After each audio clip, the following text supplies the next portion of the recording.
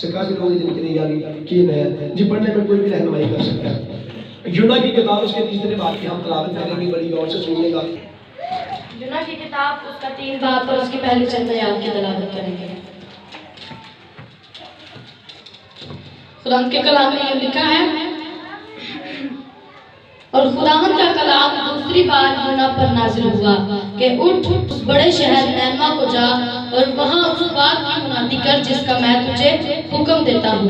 تب یونا خداوند کے کلام کے مطابق اٹھ کر نینوا کو گیا، اور نینوا بہت بڑا شہر تھا، اس کی مسافت 3 دن کی رات تھی، اور یونا شہر میں داخل ہوا اور 1 دن کی رات چلا۔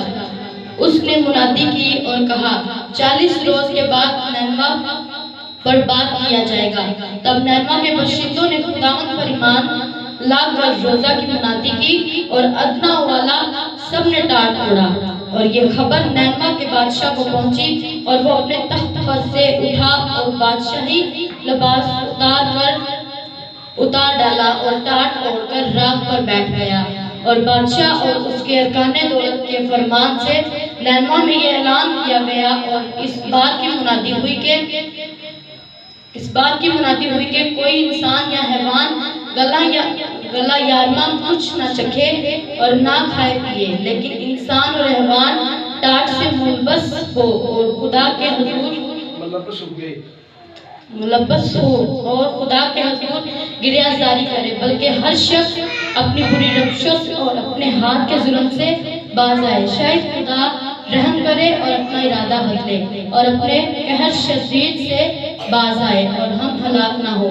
جب خدا نے ان کی یہ حالت دیکھی کہ وہ اپنی بری روشوں سے باز آئے تو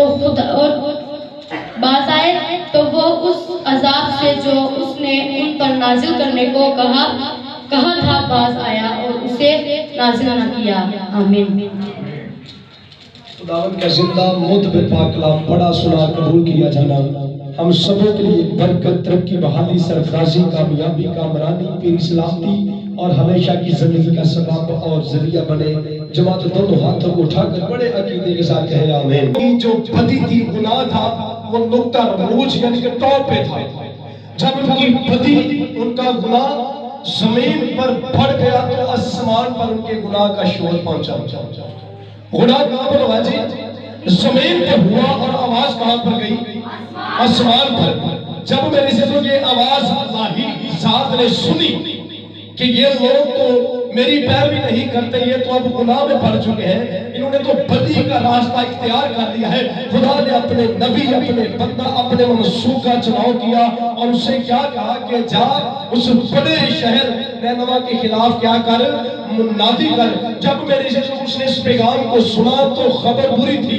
خبر کیا تھی کہ تم 40 روز کے بعد تباہ کیے جاؤ گے، برباد کیے جاؤ گے، تمہارا نام سب ہستی سے مٹا دیا جائے گا۔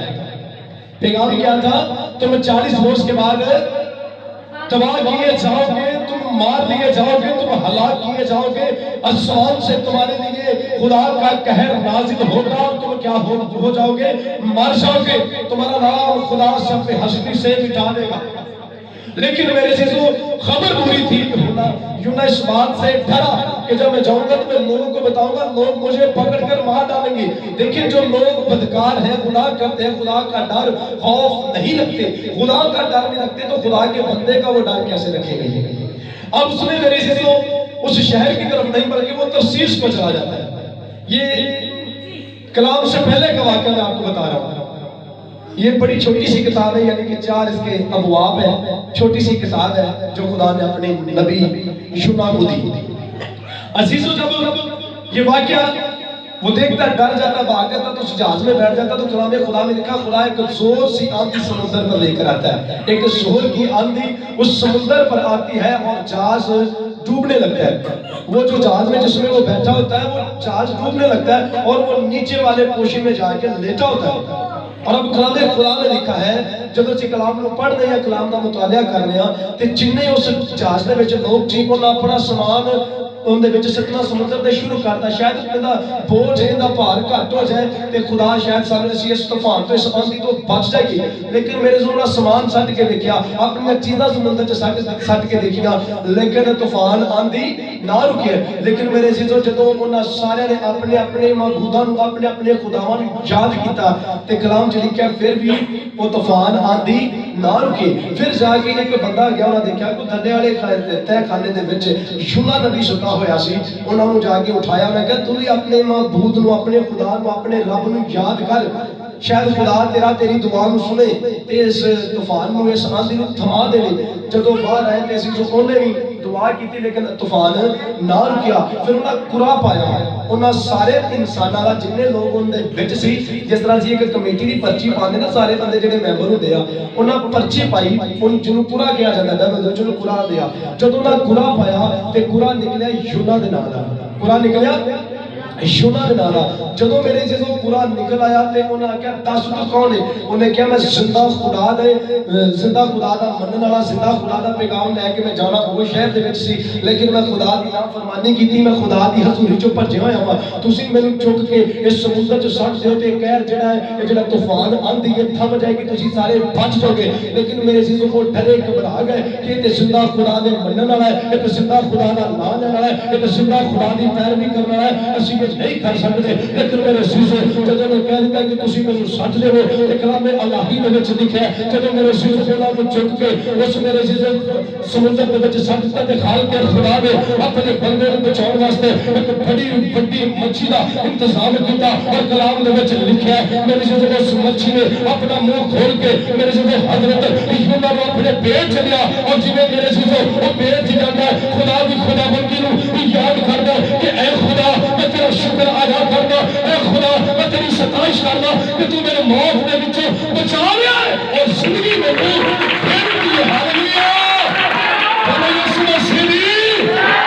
جیسے میرے عزیزوں اس نے اس بات کو دیکھا کہ اب میں مروں گا نہیں بلکہ بچ چکا ہوں, اور اس کی دعا میرے عزیزوں اسی کتاب کے دوسرے ابواب میں لکھی ہے. اس نے مچھلی کے پیٹ میں دعا کی, شکر گزاری کی, اور جیسے میرے عزیزوں اس مچھلی نے 3 دن اور 3 رات اسے اپنے باطن میں اپنے پیٹ میں رکھا. اور کلام الہی میں لکھا ہے جب ہم کلام کو پڑھتے ہیں تو کلام خدا میں یہ بھی لکھا ہے اس مچھلی نے اسے اگل دیا جیسے وہ باہر آتا ہے. اور میرے عزیزوں اسے ٹارگٹ کیا دیا گیا کہ تو نے اس شہر کے خلاف منادی کرنی ہے. اور جب ابھی ہم نے کلام کو پڑھا ہے کلام خدا میں لکھا ہے اس شہر کی مسافرت 3 دن کی رات تھی. وہ شہر بہت بڑا تھا, اور میرے عزیزوں اس نے کیا کہنا تھا کہ تم نے بدی کو نہ چھوڑا, اگر تم نے گناہ کو نہ چھوڑا, اگر تم نے برے کام نہ چھوڑے تو خالق خدا کا قہر تم پر نازل ہوگا اور تم سب مر جاؤ گے, تم سب ہلاک ہو جاؤ گے. جیسے میرے عزیزوں یہ آواز